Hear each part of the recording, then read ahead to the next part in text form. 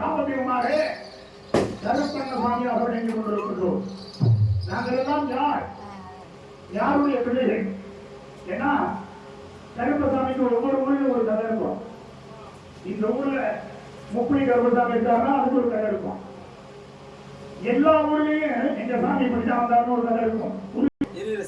ஊரகத்திலிருந்து பத்மாசுரன் என்று சொல்லக்கூடிய அசுரகுலத்தை சேர்ந்த ஒருவன் சிவபெருமான நோக்கி கருத்தவம் வருகின்றான். அவருடைய கருத்தை வச்சு சிவபெருமானம் காட்சி கொடுத்துட்டா உனக்கு என்ன வர வேண்டும் பேர் தருகிறேன் அப்படின்னாரு. இவன் என்ன வர வேண்டும் தெரியுமா? சுவாமி, நான் யாருடைய தலையை கைவிட்டாலும் சரி அந்த நெருப்பாக பற்றி எரிந்து சாம்பலாகி விட வேண்டும். அந்த சக்தியை என்னுடைய கைகளுக்கு கொடுக்க வேண்டும் விரைவா அப்படின்னு வர கேட்டான். அதை எப்படிப்பட்டவன் ஒரு யோசிக்கவே நீ கேட்கின்ற வரத்தை நான் கொடுத்து விட்டிருக்கோம் அப்படின்னா யாரும் சொல்லுவான். நீ யாருடைய தலையை கைவிட்டாலும் அந்த அவன் நெருப்பாக பற்றி எரிந்து விடுவான் போ அப்படின்னா அவருக்கு ஒரு வழக்கம் என்னன்னா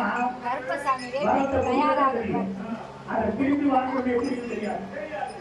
அப்படி இருக்கிற சூழ்நிலையிலே வரத்தை பெற்றுக்கொண்ட பத்மாசுரன், சுவாமி நீங்க வரம் வந்துட்டீங்க, அதை படிக்கலாம்னு நான் சொல்லிட்டு வரணும் அப்படின்னா யாராவது மனிதர்கள் இருந்தால் அவருடைய வரையை வைத்து படிக்கிறதா என்பதை நான் சொல்லிட்டு பார்க்கிறேன். நான் தரம் இருக்கின்ற இடமும் ஒரு வனாந்திரமான காட்டுப்பகுதி.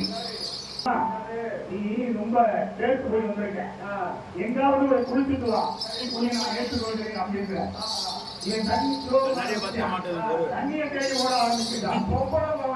ஆமா, மோகத்தினால் தண்ணீரை தேடி ஓடுகின்றான். ஆனால் மகாவிஷ்ணுவாகப்பட்டவர் தண்ணிக்கு தண்ணீர் தெரியாத மறந்துட்டார்கள். ஒரு மாட்டு தண்ணீர் இருக்கிறது, அதை பார்த்துவிட்டு மோகினிடத்தில் வருகின்றான். உன்னை அடைய வேண்டும் என்பதற்காக குளிப்பதற்கு தண்ணீர் இருக்கின்ற கூத்தாடிகளும் கோபுர கத்தாரி மனத்திலே ஆபத்து என்று அழைத்திருக்கின்றார். யாரொருவர் ஆபத்து என்று அழைத்தாலும் அவர்களுடைய இல்லத்தை நாடி சென்று அவர்களுடைய ஆபத்தை நீக்குவது எம்முடைய கடமையாகும்.